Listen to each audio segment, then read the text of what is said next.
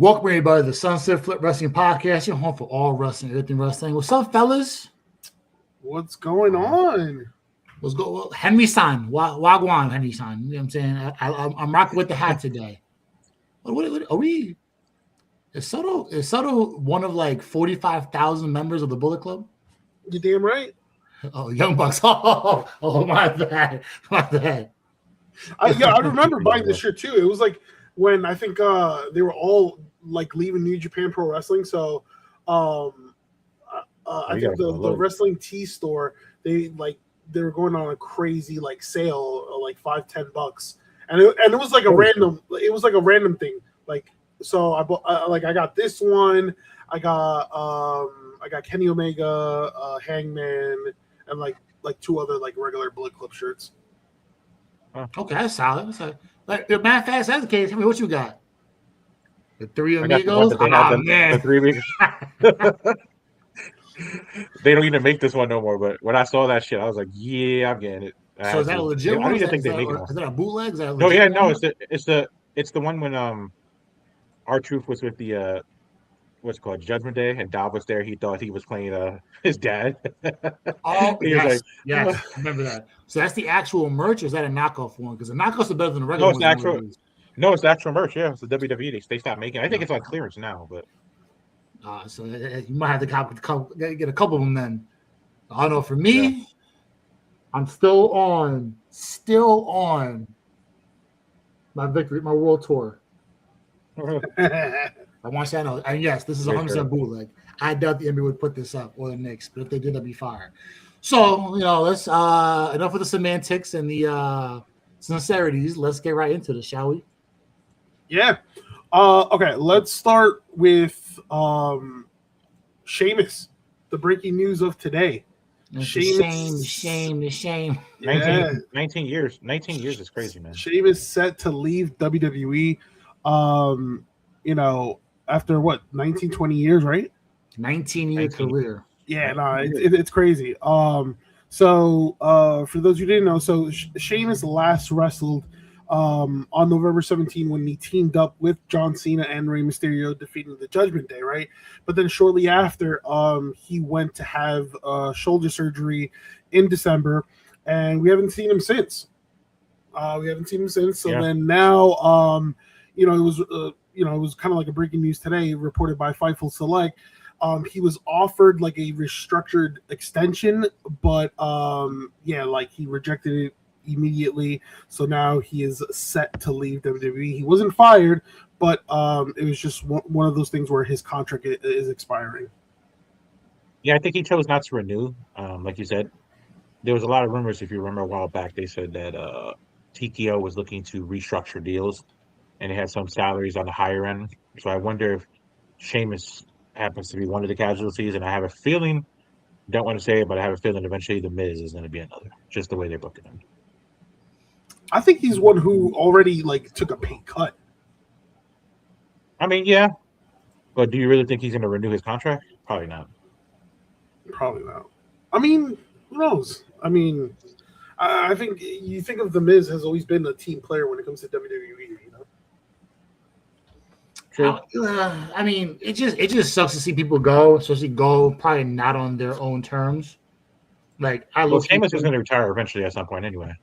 But go on your sword. I think Sheamus is getting pushed out.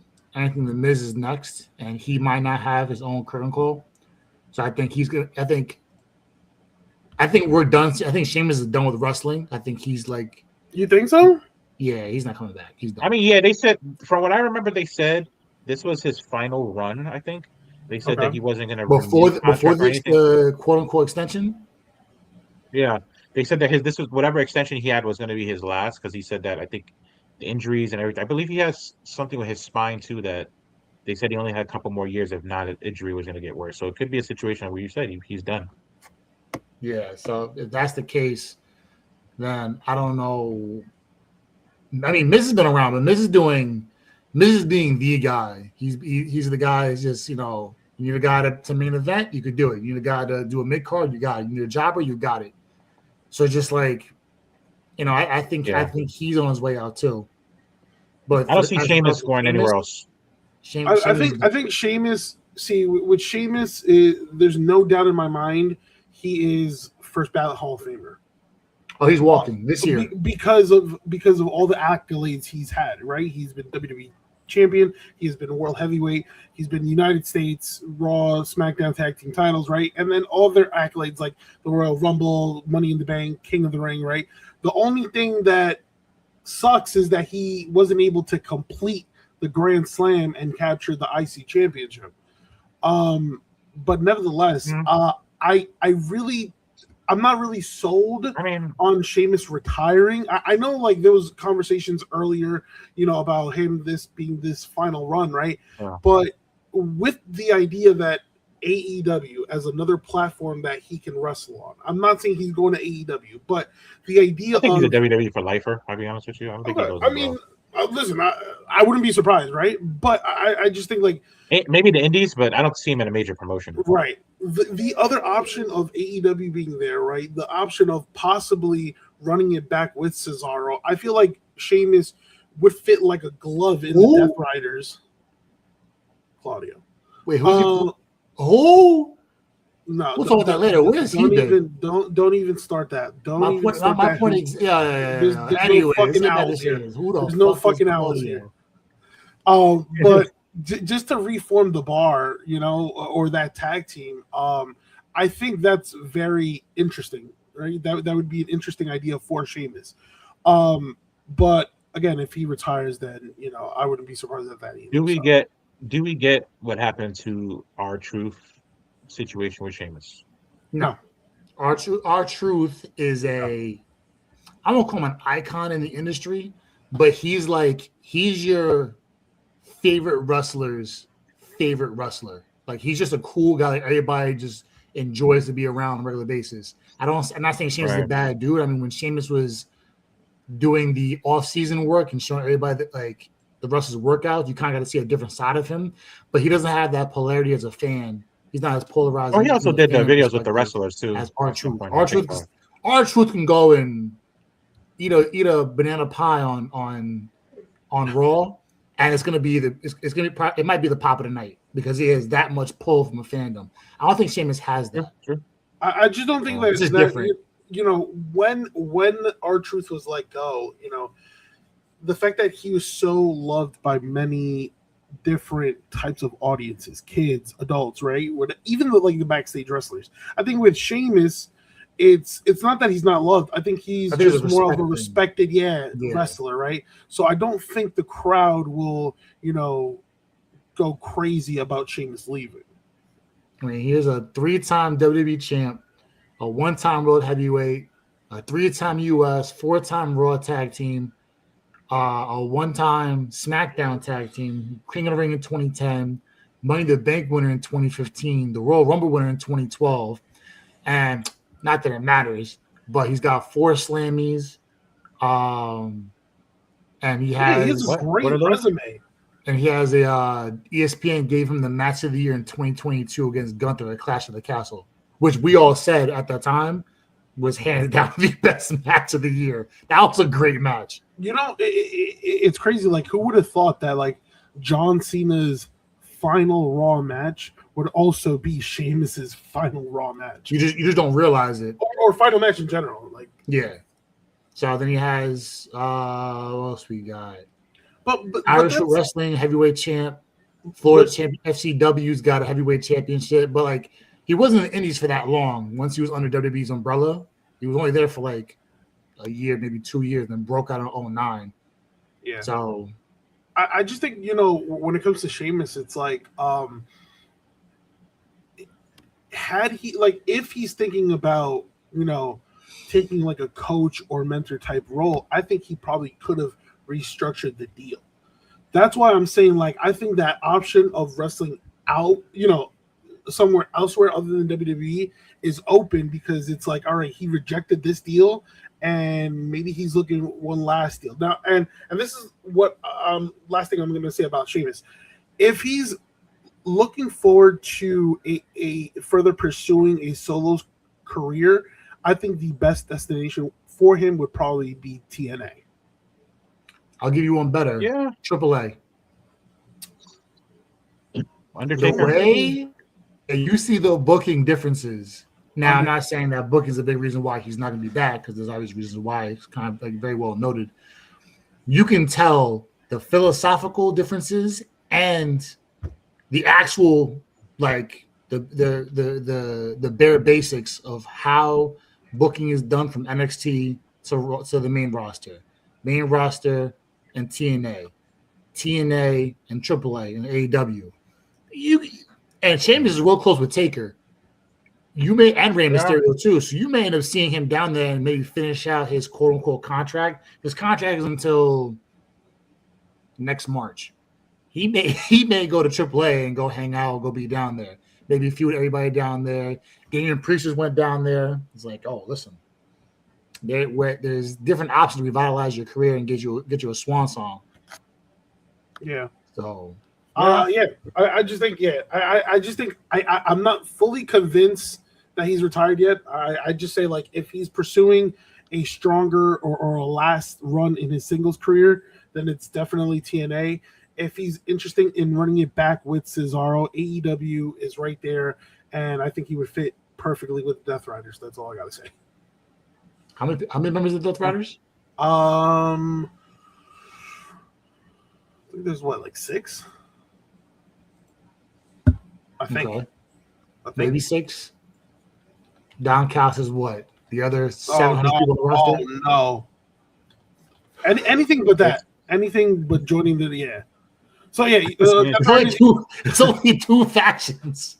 You're one or the other. We didn't just casually throw a 6-7 meme out there, too, just letting y'all know. It may be. My fault. Death Riders members, there's 8. Moxley, Claudio, Wheeler, Pac, Marina, Daniel Garcia, Will Ospreay, and Gabe Kidd. But Gabe Kidd is like on and off.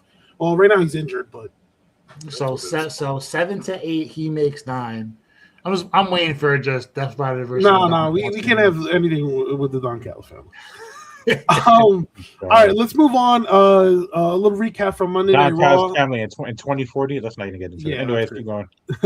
A little Raw recap in which we saw Obafemi versus Brock Lesnar being officially announced for SummerSlam inside Hell in a Cell. Is how you retire as a Hall of Fame talent. This is going to be a banger. And I swear, as bad as WWE has been on ESPN, I know they're pissed. The Saudis are pissed at WWE as it is because they put shit products on for them. If they just let this be the first match on night 2 on ESPN, and you will have thousands and thousands of subscribers for night 2 at SummerSlam on ESPN Plus. Unfortunately, it's not. I think this is either going How dare you to. disagree, Masato? How dare you? I think this is going to open up night 1 or probably close night 1. You think so? Yeah, was the main event guy right there? I think the whole, Roman Reigns versus Seth Rollins, which we'll talk about in a bit. I feel like that match is going to close out the weekend. But I just love the fact that they added this stipulation into this match. There's so much. Like you're seeing. How can I word this? You're seeing more things involved with Brock Lesnar matches. And it's not about Oba because Oba is set. He's a made man already. He beat Brock Lesnar.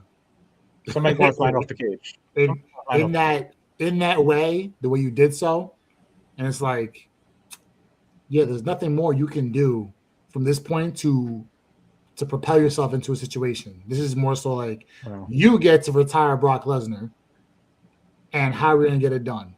Yeah, that's just how I see it. Yeah. You know what's crazy? Like a lot of people, again, because I'm constantly like looking at X and whatnot. There were not a lot, but there were a few people that were upset about Obafemi like winning the King of the Ring, right? And then is moving on to face Brock Lesnar at a SummerSlam, because obviously we saw on Monday Night Raw that it's like, I'll always have that championship opportunity, but like basically pushing that to the side and going for Brock Lesnar. That just makes me think that whoever wins the upcoming Royal Rumble in January is not picking Roman. I feel like the match for next year's WrestleMania is going to be Roman and Obafemi. So whoever wins Rumble is going to dog walk Sami Zayn, and Sami Zayn makes it to the Rumble. Sami Zayn, who knows? Sami Zayn might not be a champion after Monday night. Put it that way. He really might not. Like, the fear that people, and we're talking again. We're also going to talk about Sami Zayn in just a bit. The fear that everybody's thinking that Sami Zayn will have a Kofi Kingston like reign. I don't blame them. With Cody Rhodes having a rematch on Monday night, I don't know. It's looking very cloudy, but I just think whoever wins the Royal Rumble is just going to challenge the world, the WWE World heavyweight. Yeah, I have a random question. WWE I just thought up a name. I remember I read something that he's coming back soon. Insert Drew McIntyre. Has that movie finished in Scotland? The Highlander movie? I think so. Well, And is he healthy? I know he was rehabbing an injury while he was doing the movie. So I was thinking that because remember, there's history there, unfinished history there between Drew McIntyre and Sami Zayn. Correct, because And Drew. That's the match. That's the one person that he's not been able to beat. Right. this is true. And I like that idea. What if we get Drew McIntyre as champion soon, coming back? Listen, I wouldn't be surprised. I mean, McIntyre.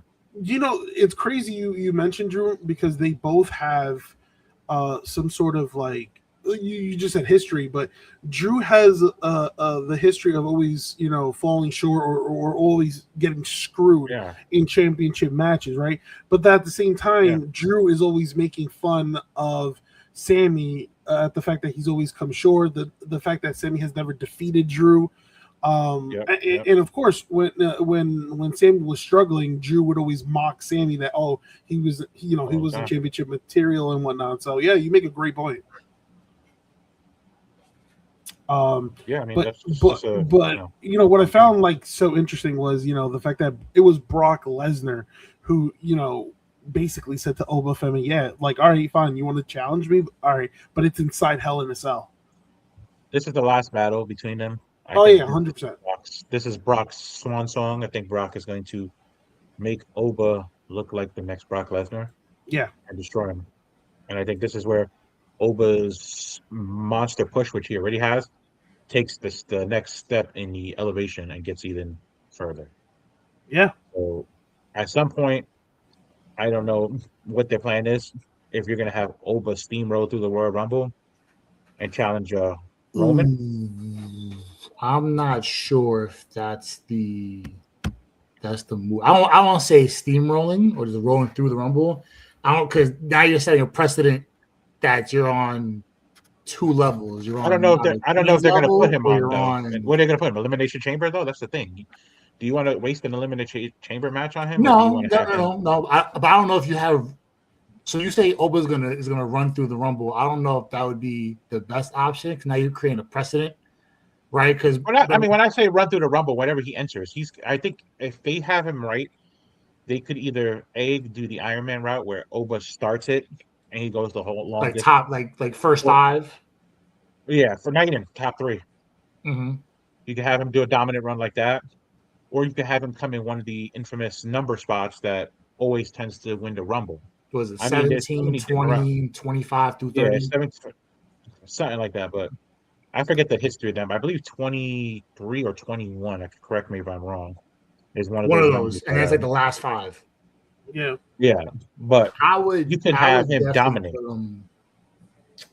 I don't know. What number would you if you had to book it? How are you booking it, Henry? Well, I'm just thinking if you're doing it as like the mega push that he's been getting now. How do you take a mega push and make it go plus ultra? Yeah, I threw an anime reference in there, but it's the truth. How do you make it go plus ultra? Why not have him fucking dominate the Royal Rumble? That you think about it. Have we ever seen any person really enter the Rumble and really dominate from the beginning all the way to the end? Kane did it twice. One of them. I'm talking about like entering like two or three, and actually winning it. Oh yeah, no. Kane did it twice.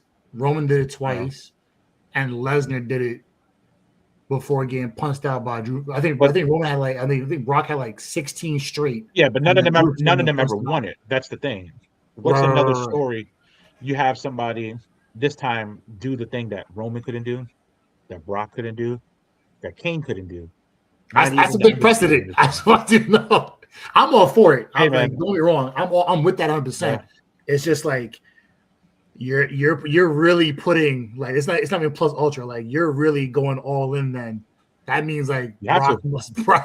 Oba must beat Roman Reigns next year in night 2. Well, think about it. They're teasing it. Like so, Soto said this numerous times on many episodes.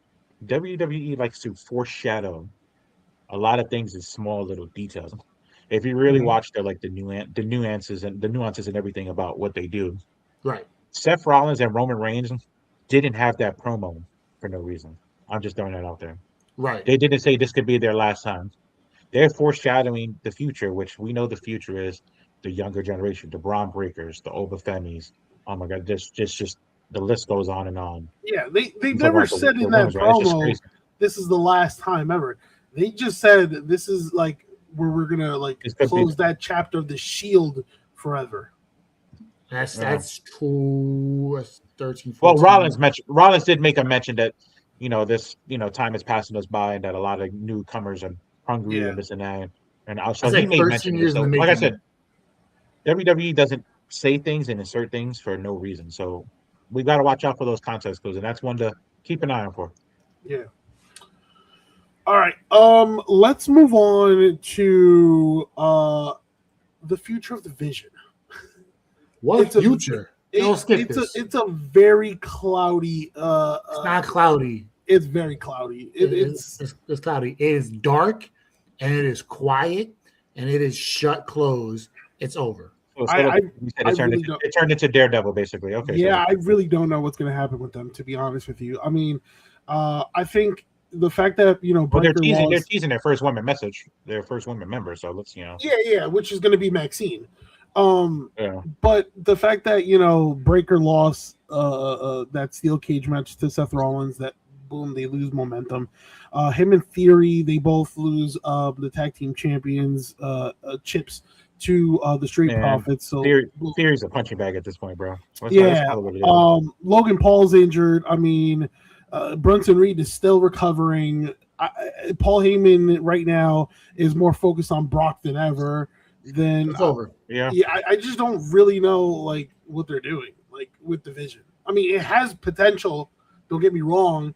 It's just, and then obviously there's reports that creative is split over the future of the Vision.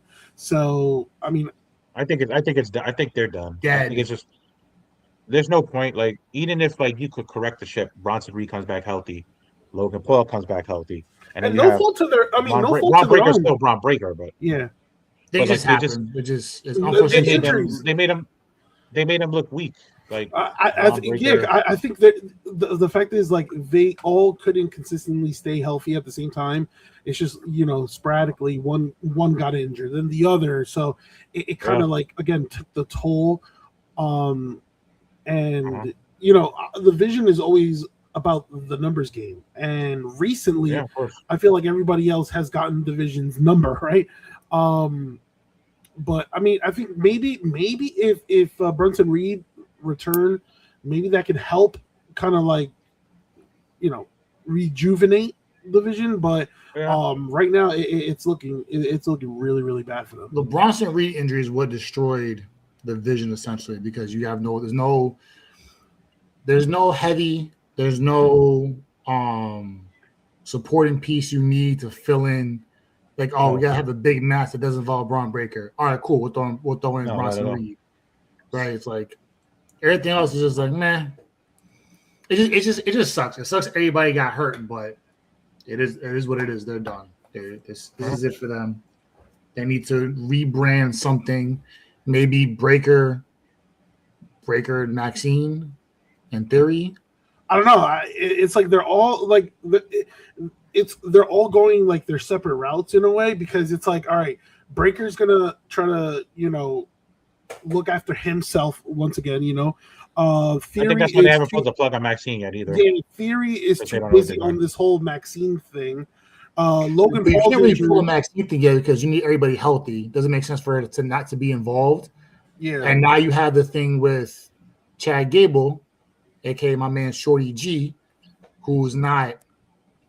Well, what are you doing? Now you have her tied up with that, and it's like, okay, so when is she gonna go full blown heel? I think there's a reason for that, because I think it's like what Soto said and what you're saying. The injuries, they don't know what's going to go on. So if it doesn't work out and they don't turn Maxine into heel and make her part of the division, at least they don't have that story lingering. They could just sort of drop it because the vision is dropped, as opposed to having her have that Oh, story so with Chad it's Gable. just planned. Okay, hey, well, this is over with. Yeah, Keep doing this. Yeah, you could pivot. There's two stories. So if that story does, it's sort of like if you think about it like in Marvel terms, right? You have the one universe and you have the branch universe. So like you have a branch universe, but then it doesn't go to that branch one, it just goes straight, basically. So what are we? Are we in Earth 6? Are we in Raw 616? Or is this Probably. Are we the Fantastic Four universe? Like, what are we doing here? Like, no, it's a good way of thinking of it though, like that. Like you think of it as like sort logic, of like a but what's branch the possibility, so if everybody is healthy, do they like does Otis and Tozawa go with Maxine? No, hell like, no. or does she turn on all of them? Like, I think Maxine goes on her even like after everything. I think the main thing is Maxine is going to accept apology from Chad, and I think she's just going to do her own thing. I think she's sort of going to not have like these mutual feelings with Gable or Otis and Tozawa, but I think she's going to just I don't know. I think the whole I still think Maxine is going heel. Like I feel like it's not obviously like it was teased all yet that they broke up and whatnot, but I just think Maxine will be joining forces with Theory. I feel like Otis and Tozawa will forgive Chad Gable, but I just hope that Chad Gable is not sucked into that vortex, because like after his AAA performance, like they need to capitalize on that momentum and not being like a lower mid card or anything like that. He won't be a lower mid card now. I think after his work as a Grande, I think he elevated himself. So I think he's fine. Yeah. I think he's one of those that's going to be comfortable for a while because of the body of work he did and the merchandise and just the match quality he put on. Yeah, he's fine for now. I don't think they're going to have him resolve those old storylines, because like any other wrestling storyline, a lot of storylines sometimes don't get resolved. You have a chance to close that one, why not close it? All right. Let's move on to Raquel Rodriguez. She earns the number one contender shot at Sol Ruca's IC Championship by defeating Maxine Dupree. So a matchup between her and Sol Ruca is on the way. I actually like this for Raquel. I mean, obviously, you know that Liv is doing Liv things and obviously concerned about herself, but you got to give love to other people in the Judgment Day, and the fact that she's getting we know what happened. We know we know where this is going to go. Yeah, how's it going to go? I mean, what are we doing? Oh, she's definitely losing, 100%. So Ruka's not losing, bro. They promoted So Ruka to push her to the moon. Yeah, I mean, I love the fact that Raquel got a championship opportunity, but she's not. Now, what I do think, and what I think is, I'm going to lean into this is an old Soto take. So you remember, I think this is going to further increase the cracks within the Judgment Day. 100%. I think somehow it's either going to be Liv or a combination of Liv and Roxanne or Liv, one solo or both of them, are going to cost, along with Io, because Io's going to get hers. They're going to cost Raquel the championship, but Raquel's going to look like she's going to win, and so is going to be go for the win. Obviously, she's going to do a soul snatcher on Raquel. I think we might get some sort of variation of that. I think, maybe one of them to tries to get involved. Sol Ruca picks up the victory, further solidifying that crack within the Judgment Day. I just think at SummerSlam, right, with the whole Io Sky and Liv, I feel like the fall person will be Roxanne. Weeks after being kind of like brushed to the side, I feel like that's where kind of like, Roxanne will have good intentions and try to help Liv, but it's not going to go the way it's going to. Further costing her the championship. And I think that's where like the cracks are really going to show, because Liv Morgan is showing this fake persona of like, oh yeah, no, listen, the championships are staying within the Judgment Day. No, the championships are staying with her. She's further like brushing them off. So my question is, you think she's losing the belt at SummerSlam then? Liv? I think so. I could remember they said they had no plans to take the belt of her anytime soon. I mean, true, but I think she's had a decent reign, but in order to spice up storylines within the Judgment Day, because again, it's the Judgment Day is hitting that wall of like it's getting stale again. See, that's the thing I hate about WWE, man. They don't know how to keep fucking factions lasting a long time like AEW does. That's the shit that pisses me off. Yeah, I feel like they end everything, and then like you get those little bullshit reunions later on. It's like, oh, okay, cool. I was like, yay, nostalgia. And then okay, fuck you, back to whatever. yeah. Honestly, that's the truth. Yeah. That's the one up AEW has at WWE. A lot of their factions, regardless, the shit the Death Riders got, fucking God, everybody. Who else, Soda? The fucking Learning Tree. What else? What were the other ones? Yeah, I mean, faction nowadays is just like they just need work in both in all companies, to be honest with you. Yeah, because we got the Don Callis family running. The Don Callis family is just a reason to put a superstar there just so they won't feel relevant, and it's just like again they don't know what to do with that. Yeah, I'll lean back into the Raquel stuff real quick with that.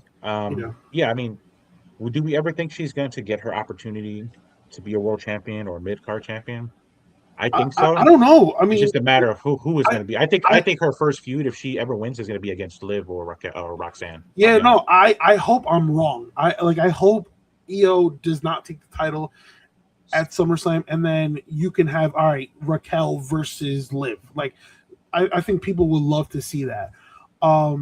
It's the modern day Shawn versus Diesel. You swap into genders, and it's just it's what they built. It would make absolute sense to do. I get everybody loves Io Sky, tremendous wrestler, this and that.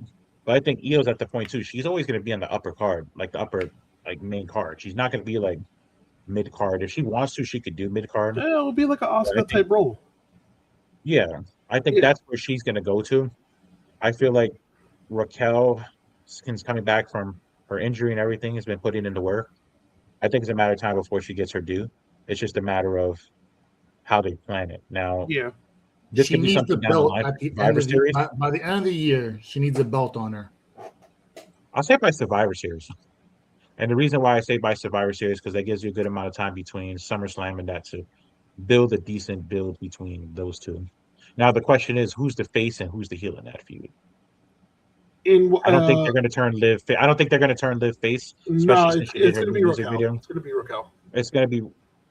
But my question but I feel like they both will kick out Roxanne. I think we might get Liv versus Roxanne first.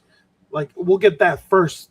Then Liv versus. I feel like we're going to get Raquel and Liv first, and then later on that's going to branch into Roxanne and Raquel. Okay. All right. Like I said, yeah. Let's move on to the other match that was announced for SummerSlam: Roman Reigns versus Seth Rollins. So going to be a generational banger.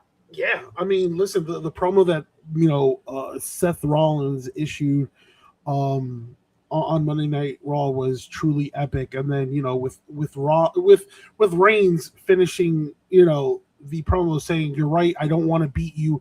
I need to beat you. I need my family to witness me beating you at SummerSlam. That's exactly what I'm going to do. I accept." Rollins has gotten the best out of both, of the matchup, right, in their long history.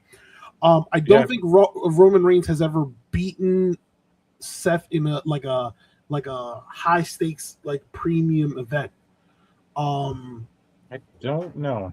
Yeah, it's always been either Rollins winning, or if Reigns wins, it's usually by disqualification. But whoever wins has to be clean. Yeah, but you know So what? It's to give you a history of it, it is five not five victories to 4 losses and 1 draw. But in favor of supposedly Seth. what they but here's the thing though, it's favor Seth, but what they say it's really, and you talk about like a clean, decisive pinfall submission match. They're in the same boat as Brock Lesnar and Obafemi, 1-1. Yeah, So okay, they've only had 2 matches out of all the 10 that's been matches clean. that have been clean. That have And been I don't clean. think, and I So don't this think is this is decisive for them. I don't think this is going to be clean. I could be wrong. I could honestly be wrong.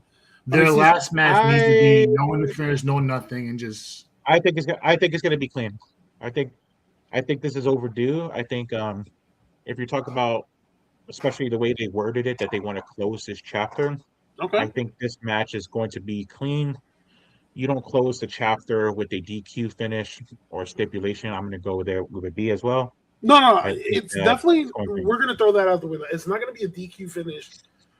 I just Well, and you Let's know not, please no, what was interesting please no. is like Let's not do that at Tony Cosmo, please God.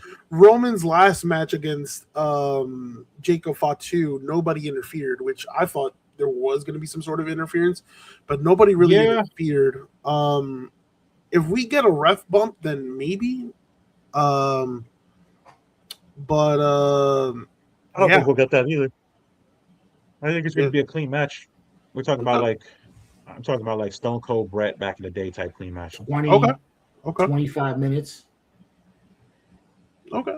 25 minutes of just wrestling, some technical, some Maybe brawler some type. dirt, maybe some dirtiness here and there, but nothing where it warrants Yeah, a interference to legal be like moves that are like an eye poke or an eye rake or low I blow, wonder maybe. if it's just going to be like a regular one-on-one match, or if there's going to be like some sort of like stipulation. I don't think there'll be a Nah, I hope stipulation. I it's think it's a straight. regular one-on-one match. Okay, It could change. Yeah, I personally hope it's a one-on-one. I hope it's a one-on-one and I hope it's a clean finish. okay. You're gonna close it. You're gonna close a chapter of it. Why not have a clean finish? You shouldn't have anything else but a clean finish. Yeah. I think right now they're just trying to the fact that finish that whole Shield. They've never gotten really over the Shield breakup. So No. that's what it is. Okay. Let's go on to Sami Zayn. Sami Zayn returns to SmackDown as the new undisputed WWE championship champion. Sorry. And then a rematch with Cody Rhodes on the July 6th episode of Monday Night Raw will take place in Chicago. Where CM Punk Uh, may return. He's going to return. It's Maybe. not May. He's gonna be the one to go after. He's gonna be the one that probably fucking doesn't understand. Really? Or he's gonna Maybe. screw over Cody. Or he's gonna screw over Cody. I think it's something to maybe screw over Cody, and I personally think Cody versus CM Punk at SummerSlam might be the match. It doesn't need a championship. Are we getting Homelander Cody at that time? I wouldn't be against it. I think I the just writing's been on the wall for a while. Yeah.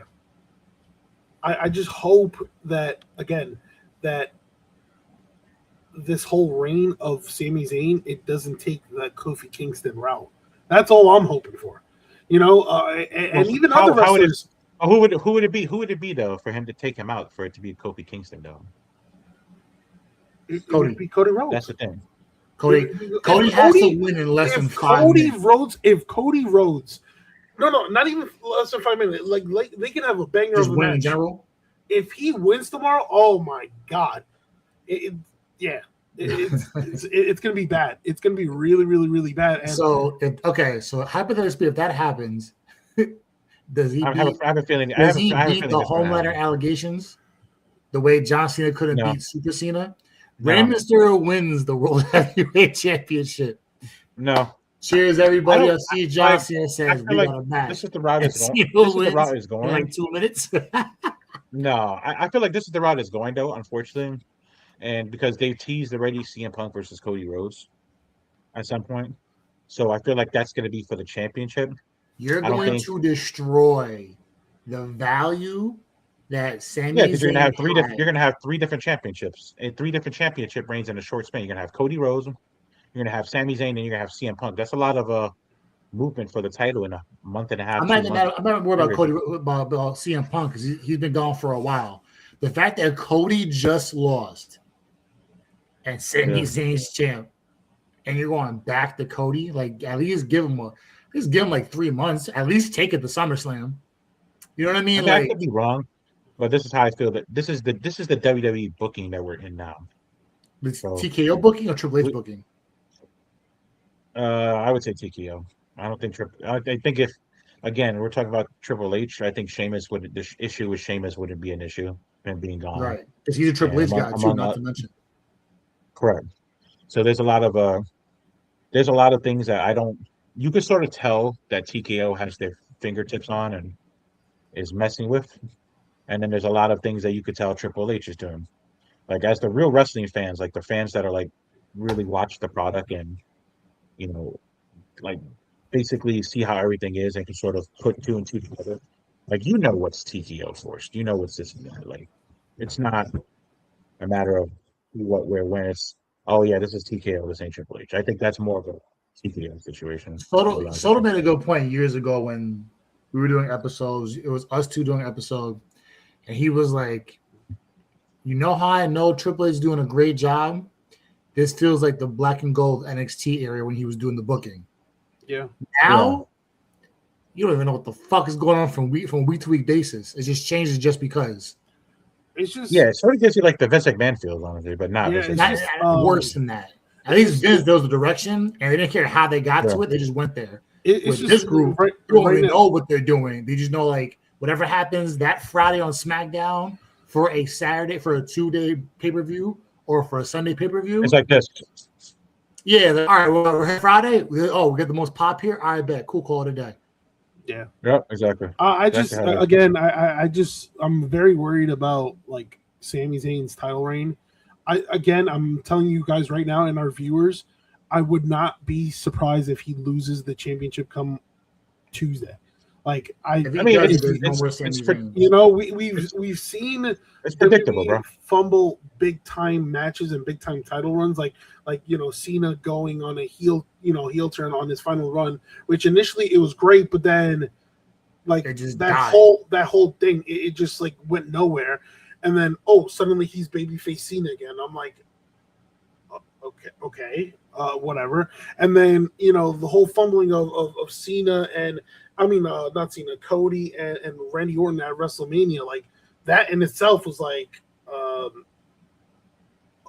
what? So I don't know. I just and then obviously history shows with the whole Kofi Kingston and Brock Lesnar situation. I'm just like I'm very concerned about Sami Zayn's title reign, and when you come in wrestling history repeats itself to wrestling. So you're right. And other wrestlers, including AJ Styles, said like, I hope Sami Zayn isn't a transitional champion, and unfortunately it's what's painted out to be. The last one that was transitional was The Miz, where The Miz had it for like 3 weeks. He had 2 title reigns in 3 weeks and got smoked on a random Monday night. I feel like there was somebody else that was a transitional champion too. We're talking about the one that works. We're gonna have to go to the last one was Miz, and before it was Kofi. But Kofi like had a decent. Kofi's one, yeah. His hurt the most because his build, even though they copied the Daniel Bryan routine, was so organic that you're like, what? I don't care. This was built in the matter of a month. This was built like Daniel Bryan was built for almost 2.5 years until they finally said, now we're gonna pick this can up and now we're gonna use it. Yeah. Kofi Kingston was built in like 4 to 6 weeks. And then it was all him versus Vince, and say, you know what, your faction has to get you a shot. You want it so bad, cool. Let your faction do it, and it worked. And when Kofi wins, that was one of the biggest pops of the decade at Mania. Yeah, and you go 3 months of great competition, and then the belt changes over, or the company changes over to Fox. And you lose in 15 seconds to Brock Lesnar. Again with this match, I see right now similar to the Summer of Punk, like B, when you mentioned John Cena beating Rey Mysterio, right? Who After came Ray out just wins it on right? Raw. Who came afterwards Mhm. and confronted Cena? CM Punk. Yeah. And that's where his return is going to be. I think Cody beats Sammy, and then Punk returns, and they have a stare down, kind of cementing their one-on-one And bout. someone looks and he'll slap the bell, say, "I'll see you later," and walks out. Which again would be great. I mean, yeah. But what is the cost of doing so with that in that decision for the business? Again, it's a great idea. So But you're destroying the value of Sami days, right? Zayn. What? Transition champion is considered less than 30 days, correct? Yeah. You don't make it past. You don't make the next pay per view. He just won a week ago. He's gonna have the championship for what, 7 or 8 days? Yeah. Like that's horrible. I mean, Cena's been a transitional champion. I know Edge has been one. Alexa Bliss, Charlotte Flair. There's been a bunch of them that have been it. So I mean, we hope that Sammy doesn't go down that route because I think I hope not. working. But unlike those, but we don't know. Those you've named have gotten opportunities after the fact. With Kofi Kingston, it was a great title run. He lost it in 3 months. You never saw Kofi in the main event scene ever again. Yeah. When was the last Mr. Sami Zayn involved in the main event scene with actually winning a belt? Jack Swagger, that's another one. Who? I'm just saying, but I'm giving you an example. Yeah, he's that's never irrelevancy. Really in that main event scene. Yeah, you know what I'm saying? That's irrelevancy. So, like, if you put Sammy, who is by and large one of the top fan favorites in the business, absolutely, you're gonna destroy him in favor of Cody. Why don't you have them in a triple threat match? A lot of people are like, oh, they actually did it. They pulled the plug. Like, they actually crowned Sammy as champion, only for them to plug it in. Yeah, bro. I do wish I saved that article. I don't know if it was a wrestling dirt sheet online. I know I saw it on X. I saw it a couple of times, but there was a lot of fans, a lot of speculation that there's a lot of people fighting for their place on the upper card, on the higher card, and want championship reigns and this and that, and things are not happening, so they're not happy. So, like, makes me wonder if, like, the Cody, the CM Punks, the Sami Zayns, the Drew McIntyre, all that stuff about them having their gripes with things at some point, I'm starting to wonder if that was really true and now it's leaking out slowly, so it doesn't look like the person that leaked it is obvious about it. That's my thinking of it. If that in fact is a rabbit hole you want to venture down, you have a lot of valuable information that will prove that you are correct. I don't think so, but if you were to tell me something and then explain why using said information, you're probably right. Okay. It's just, I don't know. Like, I'm all in favor. I'm a Punk guy. I'm all in favor of having the top guys involved for the champion. That's cool. There is a route you can travel where Sami Zayn remains, and you have Rhodes, you have Cody and Punk involved in the championship scene. Like, you can make that. You can add this fucking knucklehead Jey Uso in there too. You can have all 4 of them involved in the match and have Sami Zayn come out as champ, and you can still grow the character. If you kill this title run with Sami Zayn, there is no more growth. You have now destroyed any potential in Sami Zayn for the price of Punk and Cody. And you don't have to do that to make both of those guys look good. And you make sense, though. With a Fatal 4-Way would be interesting if they do that the next pay-per-view. That would be a PLE. Sorry, let me say pay-per-view PLE, because say pay-per-view. I mean, PLE's you can. Yeah, I know it's stupid. It's pay-per-view, but it's dumb as shit. Anyways, but yeah, you could have CM Punk win, at least give Sami Zayn a month, honestly. But you could protect every single one of them in a Fatal 4-Way match. Of course. Just have Jey Uso get pinned. I mean, that's going to be the predictable one. I have a feeling they're going to have Sami Zayn take the pin, or it's going to be like one of those scrambles where somebody fucking does their finisher, the next person does their finisher, the next person does it, and the one who got hurt first will just jump. Oh my god! I'll get the pin. Now. It's just, I don't know. It can be really. It's going to be CM Punk cash winning on whoever, just because if you think about it, what happened with Cena and him, when Cena basically did what he did at the end, and sort of like tossed, like he tossed somebody else away and let it happen. I feel like CM Punk is going to go down that route too. Yeah. We're at some point going to get a heel. We're at some point going to get a heel CM Punk. Yeah. It's just a matter of when. And I'm all for it. Yeah. And we're going to get a heel. That means a heel AJ will be back too. I'm throwing that out there too. Yeah, I like that. She has one more run. She has until the end of the year. So yeah, no, I think to be honest with you, I think she has more than one run. I think this run was a pretty successful run, but right now she's obviously concentrating on her personal projects. I think she'll probably be back maybe around Rumble season, maybe. Or Survivor Series, whichever one. But yeah, I like I like the idea of her going as heel, but I think she has one more run in her. Oh, absolutely. All right, so we're gonna go on a free agent frenzy. There's a whole bunch of updates on free agents, current free agents. We'll start with Mike Santana. His TNA contract is set to expire in the upcoming days, and there's already strong interest from WWE. Going right to NXT.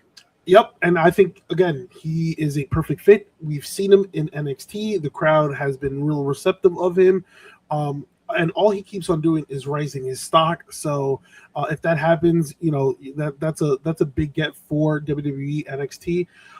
He lost his TNA World Title to Nick Nemeth at Slammiversary. So again, all his obligations have been fulfilled. And he wasn't a part of this past week's tapings at Impact. So if it seems like he's already finished up and there hasn't been any mention of him. So now it's heavily rumored that he'll be joining WWE. And yeah, I mean, again, that's a strong addition to a depleted NXT roster. And I say depleted is because they recently had all these call-ups. So a guy like Mike Santana will definitely boost their men's division and their ratings, to be honest with you. Yeah, I mean, there's so many more rumored call-ups too. So WWE has to find a way to sort of retool, not only with the young guys, but like the vets and stuff like that too. So that's just a smart move. So I go on Twitter to see updates, see what's going on in the wrestling world as we're on here, right? So Wrestle Features on Twitter goes, as of 9:09 this morning, current WWE free agents per WWE's website. It's a nasty list.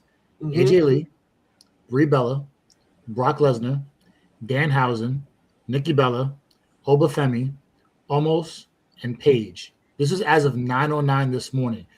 Isn't Obafemi on Raw every week? Why is he a free agent? This is on the website.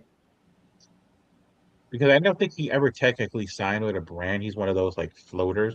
I don't know he's why NXT, they haven't signed just him. Not a name brand guy. He's just whatever. I don't know what WWE does with that. Like, I feel like that should be like that title should be for like the legends or the ones that have been in the business for a while. Yeah, like the John Cena's made sense when John Cena was it. You had it for the Brock Lesnar's, the Bella's, Paige, things like that. But like Danhausen and them, it's sort of, I get what they're trying to do because they're not trying to have them tied down to a show. They're trying to have them perform on multiple shows. Danhausen has become more why have a roster split? And why he's doing great work as an ambassador. Yeah. As we know, I mean, he also helped the Knicks win a world championship. Nixhausen? Yep, Nixhausen. Soto gets it. Yeah. But yeah, like, I mean, yeah. Mike that makes sense. Like, Soto brings up Mike Santana, who's a pretty important wrestler in the wrestling world, right? And WWE has their website up, and you have, like, everybody here mentioned. Like, what are we doing? What is this? What kind of list is that? So I can't wait to hear who's the next free agent. So yeah, who's next? I have one. I want to know. Yeah. Okay. Next one is Zilla Fatu. Yeah. He's actually showing that one too. Yep. Yeah, he's expected to sign with the WWE very, very soon. So you know what's gonna happen? He's been in the Performance Center, right? He's gonna show. You know what? We're gonna have another black hoodie, black jumpsuit figure. Masked man is gonna be Zilla. I don't think. And Roman. There you go. Hear me out. I don't think Zilla is gonna go to NXT. I think Zilla is gonna go right to the main roster. He's gonna hang out with Seth and Roman. Right to match.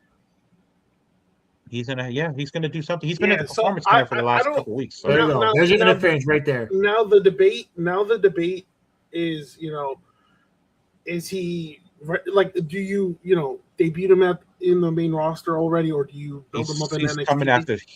He's coming after Solo for his finger. Yeah.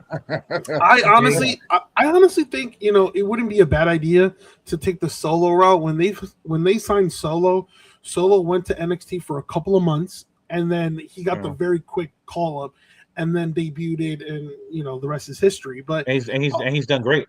Yeah, I think something should be done similar to Zilla Fatu. I mean, you can debut him now, then later on maybe I don't know how long. I'm not gonna mention how long. Jacob is crazy. They think Jacob's crazy. Yeah. You know how they say Jacob's always the werewolf? They better think of a fucking crazy name for him. It really depends on what they have created for him, because you just mentioned Jacob skipped NXT, boom, main roster, and the crowd went nuts because everybody knew him, right? Exactly. I think the same thing could be said for Zilla. I mean, if they decide to debut him in the main roster, I mean, that would be great. That's a great jump. If not, then I'm okay with him, taking some time in NXT, and then obviously built his name and so forth. So hey, I'm gonna say this. The elders are sending Zilla to make sure Roman stays in. Listen, Rikishi is sending. I don't know who the elders are, but I don't know who the elders are, but Rikishi. They cooking. So that's all we need to know. Yep. Who else we got, Soda? Let's keep it going. Yep. So we got Big Bill, aka Big Cass. Thank you. That's the one I was hoping you had. Yeah. Yep. Is reportedly departing AEW and re-signing with the WWE. So did WWE figure out Enzo's problem? I mean, listen, it must have, because if Enzo Amore earlier this month or last month was training at the Performance Center, it means like they hashed everything they had to hash. So Enzo's actually going to wrestle? And if you reunite, Enzo Amore and Big Cass, I mean, that's big for WWE, since their tag team is depleted. You mean the tag team division they got rid of and the complaints said we need help? I mean, that's their own. So you're telling me, let's debate here. You're telling me that the Motor City Machine Guns got cut, so Big Cass and Enzo can get some reps in the main roster? I think when they come back, they're gonna go to SmackDown. It sort of makes sense. Like, it doesn't make sense to take the belts off the Street Profits, who are hot and they just will be transitional champs again. No, I don't think they will this. I think the ones who are going to lose the championship, I think this is the writing sort of on the wall, because honestly, Big Bill, Big Cass, and Enzo have been rumored for a while, and now it's finally happening. The ones that are going to lose are probably going to be R-Truth and Damian Priest. And the reason why I say that is because Damian Priest, pack him the fuck up. Yeah, Damian Priest is going to be wrestling a little bit more in AAA. And I think he's going to have more involvement with AAA. I think they're going to try to make him a champion down there. Mm-hmm. So I think it makes sense for Enzo and Big Cass to win the gold that they were supposed to win a long time ago.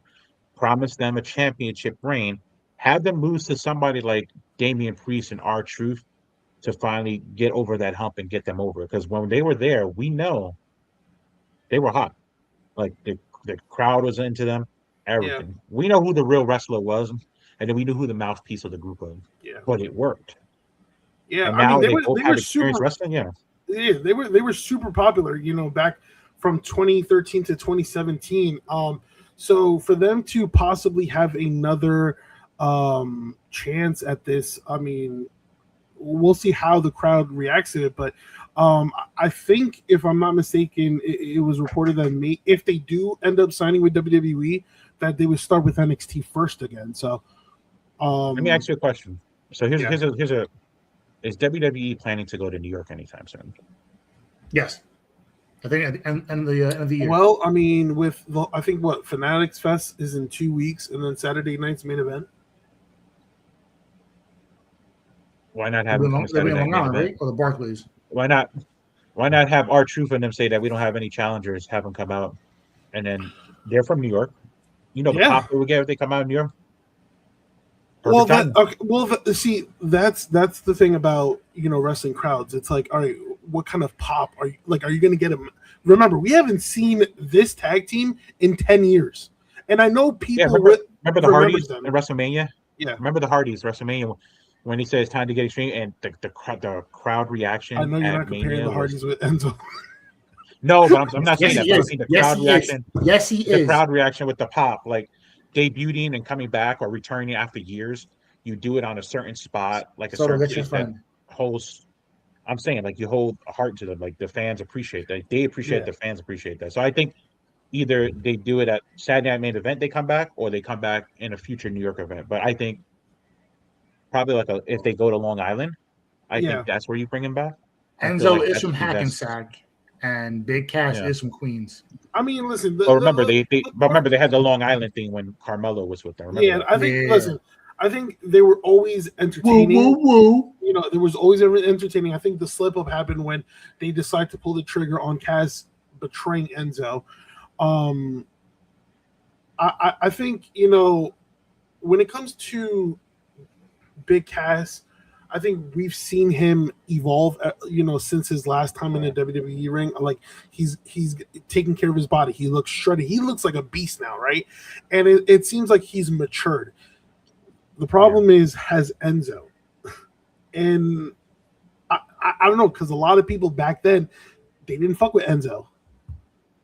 So the Miz and never bounced back. So my thing is like, all right, I think it's one of those things where that's where it was wild. You could have them, re-debut or return in a New York City crowd, but I think the plan going forward is like, I think they want the wrestling crowd to remember them again. So I think they're probably starting them in NXT again. Haven't won the championships in NXT. What happened? Haven't won the championships in NXT. Yeah. Who we got next? Okay. Then we got Baron Corbin. He finished up his duties in MLW, and it seems like he's set to return to WWE. So Baron Corbin, who in MLW goes by his name Bishop Dyer, right? He was one half of the MLW World Tag Team Champions alongside Donovan Dijak, right? But heading into MLW's Saturday show, he was stripped of the gold due to his contract negotiations. Now, it could be a storyline, maybe not, but Dijak was forced to find a new tag team partner, right? And it seems like all signs are pointing for Baron Corbin to return to the E. Well, he's gonna be in the Danhausen's Mr. I think so. Yeah, I was gonna say, the whole thing with Danhausen creating this mega, I guess, evolution of himself, or mega monster, right? Well, it's funny that they do that, because they say that they sort of, if you think about it, with their tattoos and stuff like that, they sort of have a lot of tattoos, so it sort of makes sense. Yeah, you match them up. It's pretty funny, just the similarities with it. Yeah, so, but is he coming back as the lone wolf though? That's the question I have. We don't know, and that's the thing. We don't know. I mean, look at what's happening. If we get the lone wolf, that would be good for him. Listen, the only way I can see the lone wolf thing happening is if, like, the fact that we should get a face version of the lone wolf, though. You've been seeing what's happening with the Miz and Kip Wilson, right? The Miz going back to like throwback, and even Danhausen. I mean, he had me cracking up when he was doing the awesome, and his head was shaking. Yeah, but it seems to me that all points, are showing that Baron Corbin's WWE return is just it's on its way, around the corner. Yep. And then the last free agent is Eric Young. So Eric Young, I thought he would never go back. Yup. So Eric Young, he according to Sean Ross Sapp, he reported that Young did request his release from TNA, and obviously that he's always had a good relationship with Triple H even after he left, right? So now it's according to Brian Alvarez, he's reported that Young's expected role in WWE, saying Eric Young is expected to be like a player / coach in NXT. So, yeah, Sort of like a Sean Spears. Yep, very similar to Sean Spears' role. So, like kind of like a mentor kind of thing, and a trainer. So, yeah. I mean that's I mean, And it's crazy that you say that about him. Sean Spears because a lot of like younger wrestling fans think Sean Spears is young and haven't been around the business for a long time. Sean Spears has been around the business for a minute, and he's doing the same thing in NXT. And I think he does well in his roles that he's given, whether serious, dark, comedy, face, heel, whatever. He did the perfect 10 before he decided to shave his head. And then he became that. I like that he came back to basically WWE as Sean Spears and not fucking Ty Dillinger. Thank God. I had to throw that reference out there. Sorry, it's the truth though. All right, so look, Matt Cardona's back. Didn't go back to Zack Ryder, but they've been teasing that lately. Yeah, they've been teasing I'm just starting dying. I've been dying when I see that shit. All right, some quick AEW news. So this past week, a new AEW TBS champion was crowned. So congratulations to Hikaru Shida, who defeated her former partner, Chris Statlander. I mean, it was a survival of the fittest type match. 6 participants: Micah, Harley Cameron, Shida, Persephone, Statlander, and Queen Amanita. The final 2 came down to Shida and Statlander, but Persephone hit Statlander with the title belt to knock her out, and then Shida locked in her submission move and was crowned the new TBS champion. So congratulations to Shida. Yeah, I think this would be her. This is gonna be like a heel run for Shida. Yeah, I don't think we really seen that. I don't think we really seen that. I think now this is gonna be her fully embracing him. Yeah, it's been teased for a while and it's needed for her character. So we'll see what happens. Absolutely. Then we saw the Dogs and the Death Riders team up against the Bang Bang Gang. So if you didn't see that, what's the gang? The Bang Bang Gang. Not Henry. We I made first premiere and Henry butchered the thing on the. I'm like the BB what? Oh no, hold on, my bad. We'll change this real quick. Henry will never defeat the allegation. The BB what? I plead the fifth in that. I plead the fourth, the fifth. Yeah, all of it. So we saw everything. We saw the return of Jay White and the Bang Bang Gang fully reunited. But this past episode of AEW Dynamite, we saw an unlikely alliance between the Death Riders and the Dogs. And the connection there between those two is Gabe Kidd, who's out with an injury. But Gabe Kidd is a member of the Dogs, and he's also a member of the Death Riders. So there's that connection there.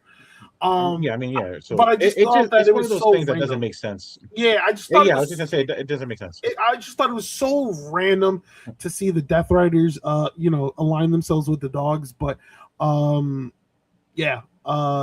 now it's them versus the Bang Bang Gang. So we'll see what happens in the upcoming weeks. So I think from now on, I'll just say Bang Bang Gang instead of the BBG because I almost said. I was gonna. That's why I'm like, I'm not doing that. It's only one key over. You know what I'm saying? Like, So it seems. Speaking of the Death Riders, it seems that it's kind of like official. Ospreay is a member of the Death Riders. Mm-hmm. We saw on Dynamite, John Moxley give Will Ospreay a patch, a Death Riders patch, in which he wore later in the tag match in his gear and attire, right? But it was one of those things where Ospreay accepted the patch, but he never fully said, "Oh yeah, I'm in" or whatnot.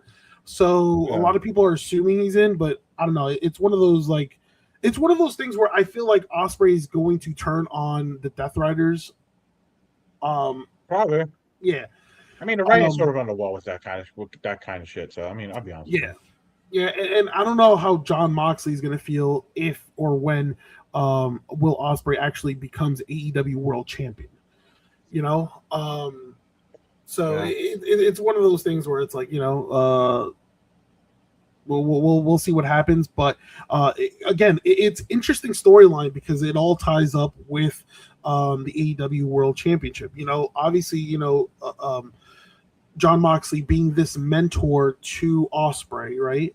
But then Yeah. you have Kenny Omega also expressing his concern about Ospreay joining the Death Riders, right? So I'm really confused as to like what kind of match we're getting because I thought we were all going to get MJF versus Will Ospreay, right? But what if Kenny Omega, who is right now listed to face MJF, right? What happens if what's it called? Kenny Omega beats MJF. Are we going to get a triple threat match? Are we going to just get an Omega versus Ospreay match? I mean, Omega did accept the Devil's challenge, right? So the stipulation goes as follows: if Kenny Omega loses to MJF, he will never be allowed to challenge for the AEW World Championship ever again. The same stipulation that happened against Hangman, and the same stipulation that happened back then when Cody Rhodes was in AEW. So, I mean, right now, Omega accepted. Omega's betting on his future, and MJF is just trying to eliminate as many contenders as he can. Yeah. So, it makes sense. It makes sense and fits MJF's character. Yeah, I mean, again, I feel like there's a lot of players egotistical and calculated. Yeah, there's a lot of players in this main event scene. You got MJF, you have Kenny Omega, you have Ospreay, right, who's lurking, and who knows, maybe John Moxley if he gets jealous about. He is the devil, so I mean. Yeah, I mean the entire Don Callis family will be involved in this match. Oh my god! As well as the entire Death Riders will be on top of this Oh match. my god! Please don't. Just accept it. Let's not. So how many members does the Don Callis family have? They gotta have like 27. Yeah, I think last month I just threw a number. No, actually might be. I just threw a number. Oh, well, I'm sorry. They just lost Andrade, so 26. Ooh. 26. And I'm definitely exaggerating on the 27, but I wouldn't be surprised if there was 26 or 27. Are we counting Don Callis as a member? Yes, absolutely. He's the face of it. 15. 50. Don Callis. Kyle Fletcher. You have Don Callis. You have Kyle Fletcher, Trent Beretta, Lance Archer, Brian Cage, Mark Davis, Josh Alexander, Rocky Romero, Hechicero. Hechicero. Okada, that's 10. Wardlow, El Plon, Wardlow, Ronaldo Jr., and Kevin Knight. Yeah. That's crazy. You're at 15 guys. And don't forget they had people rotating in and out. You had people before, yeah. You had Takeshita before. They had Andrade, Rush, Will Ospreay, and Sammy Guevara. Yeah. At one point, you had up to 21 members in its entirety. I wasn't lying. I knew it was in the 20s. That's crazy. The NWO was ruined when they cracked 20 members. It was just like right at that point. Yeah, 100%. 100%. All right, and then our last topic of this episode, if you didn't catch AAA, Damian Priest has finally arrived. So again, Rey Mysterio in a Taker-esque outfit. Yeah, Rey Mysterio introduced Damian Priest as the newest addition to the AAA Lucha Libre roster, and in his promo, Priest basically says that he has come to AAA to dominate, and obviously any person who has championship gold is a marked man, and he's going after gold. So you know who he's going after? Love it, Dominic Mysterio. Low hanging fruit, you might as well. I mean, listen, hey, they're gonna run it. They could do. They gotta run it back. They could do something with that. Yeah, I mean, I'm for it. I'm telling you, that's why them losing the SmackDown titles makes sense. To the Viking Raiders. I think so. It's sad to say, as much as I I love the War Raiders when they were in NXT. I think they're going to be transitional champions in WWE, at least on the main roster. Okay. Just another one. Yeah, I think whoever it is, if Enzo and Cass come up to the main roster, go to NXT, they're just going to keep their belts warm for them. I'm just being honest. Okay. It's going to sort of feel like NXT Black and Gold again, though. If you think about it, you're going to get the Street Profits. Listen, you're going to get Enzo and Big Cass. Obviously, the War Raiders did challenge Truth and Priest on SmackDown for a title versus title match, and I think with the whole transition of Priest going to AAA, and if you want to have R-Truth do his own thing in SmackDown, I think this is an opportunity where the War Raiders should win here. Yeah, I mean, it makes sense. It further solidifies the War Raiders, obviously. Exactly. As Raiders. Yeah, I think beating the WWE Tag Team Champions, it further solidifies them as a more dangerous tag team. So you also open up door avenues in AAA too for new teams coming to main roster. So, wow. Exactly. Yep. It works both ways. Before we close out, I have a question for both you guys. I'll answer at the end. If you had to pick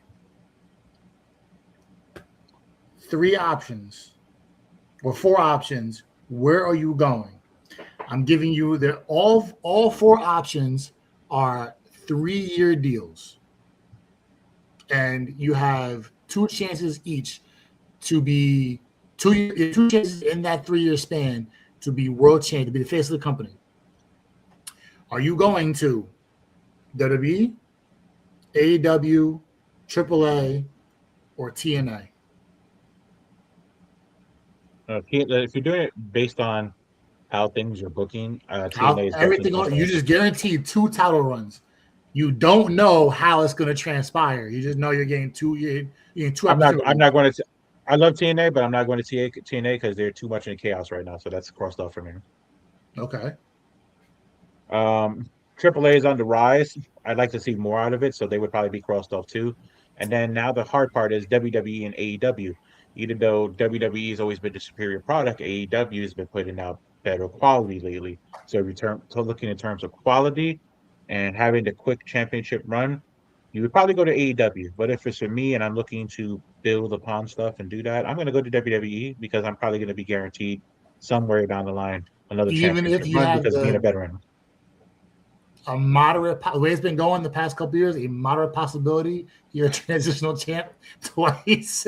Yeah, that's why it's a lot to put together. I'm really leaning towards AAA or I'm going TNA or TNA, one of those two, because obviously I want to be the face of the company. If I'm with WWE, I'll probably get lost in the shuffle. If I'm in AEW, I'm probably feeding with all 16 members of the Don Callis family. The Dark Order. In AAA, it's like, since it's on the rise, and right now, like, I haven't had any issues with them creatively for the past couple of months. Knowing that Ray and Taker are driving that, are in charge, right? Right. And it's been consistent, great booking. Yeah, I'm leaning towards them. I mean, if I want to be selfish and I want to be the face, like it's all about me, then probably TNA, even though that they're in a shitstorm themselves. But all right, that's what I'm saying. Like it's hard with AAA. I think TNA. For me, it's AAA. And I speak Spanish. AAA is my dark horse. Crazy. I'm not doing as much as AEW. AEW has been going up or whatnot, so I'd probably say, just for purposes, AAA is a good answer. I probably would. I'm going AAA. Yeah, I'd probably go just because of how the rising product is. Even though WWE is guaranteed, I'd probably go into AEW. Yeah. So gun just more because gun to my head, AAA. You're going AEW. Gun to my head, AAA. You know why? Because I trust Taker's booking. I think Taker takes it more serious, and when it comes to protecting one's character, Taker knows almost better than anyone. Because that's what he did in the 90s as the Undertaker. He didn't go to signings It's like he didn't like do TikToks. He didn't. No, he protected his character to 100. So for him to run AAA, he's going to protect AAA. He's going to protect everybody's character and image. I'm going with that. Yeah. So Could you Gunny, you imagine going his AAA? signing Gunny, package? you going AEW? Yeah, I do AEW. I'm not gonna go WWE. Yeah, Like I'm Soda going said, it AAA. makes sense. AEW get reign, but then you're gonna lose the championship belt to somebody in the 45 members down the line of Don Callis family. So. You could. You honestly like probably not, but based on what the history's been, you On may. the Soda's gonna laugh at this one because Soda knows this joke. On the double extended double hour. The fucking free show on top of the free show. Right. You lose the belt at the 4:00 show for a 7:00 main event, bro. And you gotta stay there the entire show and be back noise. You gotta be catering. You gotta be in catering in the back the whole time. It's absolutely disgusting wow. work. Yeah. You may end up losing whatever. several wrestlers. You know, The fucking like, 0 hour on top of the hour show. Like, get the fuck off that shit. I don't know, man. Yeah, we started watching AEW last week. The pre-show started at 7, kicked off at 8:00. It was rolling. I think it was 13 matches. We got to match 9, and it was 10:30. I was like, all right, we're moving really well. This is high octane. I spoke too soon. They hit the fucking wall. I didn't leave Southern Crew till 1 a.m. Yeah. How the fuck you had 4 matches go 2 hours? Yeah, no, I think again going to AEW, I think they need to work on their match timing, but I will never have I will never criticize their match production because that shit is just top tier. In every PLE, that's top tier. It's just the length of each match and whatnot. Like, I mean, the main event didn't start till midnight? Yeah. Yeah, like almost storytelling. If they fix those, they'll be right. Yeah. I mean, and this, a lot of people criticize, when AEW, kind of has too many matches. It's like, okay, I understand. If you have 14, 15 matches on the card, I get it. Like, it drags. Yeah. But I don't know, man. They just need to work on that, on match timing, but their overall production, I don't know. It's great. The UFC Octagon steel cage type match was great. That was a Death's Door, whatever it is. Yeah, that was great. And that was a high octane match. There was no slowdown. Everything was just like to the moon. Yeah, I think when it comes to a PLE, right? I think a 3 to 4 hour PLE is perfect. Yeah. I think a 3 to 4, like from 8 to 11 or 8 to 11:30 or 12, whatever the case. I think that's perfect. And how many matches? I think 7 to 8 matches is perfect. I think WWE loves running these 4 to 5 matches too short because it's like there's more commercials than matches. And then with AEW, it's like sometimes they have 10 plus matches. It's like too many things going on. And I know you want to showcase all your talent, but you got to kind of prioritize, all right, which storylines you're hitting, which aren't. You know what I'm saying? Yeah, exactly. Yeah, it's just, I don't know. If WWE had AEW's match timing with all those ads, I think it would work out. Yeah. But because you have 4 matches, and out of the 4 matches on a 3-hour pay-per-view, an hour of your event is fucking it's advertising. Yeah. It's just like, yo, I don't know how the commercials are sometimes longer than the event. It's stupid, but it'd be like that. But that'll do it for us in today's episode of the Sunset Foot Wrestling Podcast. We appreciate you guys tuning in and week out, showing us love, checking out the lives, tuning into the VODs, enjoying the vibes. If I'm gonna say, I said 1,000 times, I'll say it again. If you want to check out everything located at. You see the ticker going from right to left, as you can see there. Hit that link. Check us out. We are everywhere. If you want to see this live, we're live on Twitter, YouTube, Instagram, Twitch, you name it, we're on it. You can't cast the playbacks on. You can't cast the live. You can cast the playbacks on video on those same exact sites. If not, you can cast the audio wherever you get your podcasting from, and that is on Apple, Spotify, and Google Podcasts, or wherever you get it from. Check us out. We are live on everywhere, all socials, you name it, we're on it. And till next time, yeah.